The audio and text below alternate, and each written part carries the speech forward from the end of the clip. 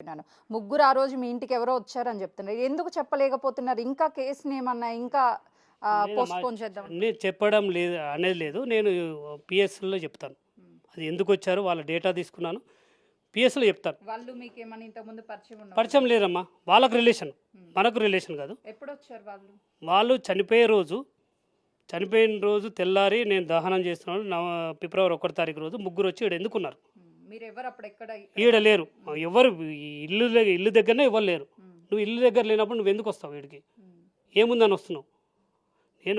నేను ఎవరి మీద వేస్ట్ అలిగేషన్ పెడతలేను. నేను పెట్టేది ఒకటే, నా కూతురు, నా కొడుకు, నా భార్య ఎందుకు చనిపోయారు, దానికి రీజన్ ఎవరు? ఎవరు చెప్పాలి? అది ఎవరు చెప్పాలంటే ఒకటమ్మా, అది చెప్పడానికి పోలీస్ డిపార్ట్మెంట్ చెప్పాలి. ఓకే, నేను కోరుకునే పోలీస్ డిపార్ట్మెంట్. మీడియా మాత్రం చిన్నది కాదు తల్లి. మీడియా అన్నీ బయటికి తీసుకొస్తుంది, టోటల్ బయటికి తీసుకొస్తుంది. మీడియా మీద ఫుల్ నమ్మకం ఉంది నాకు.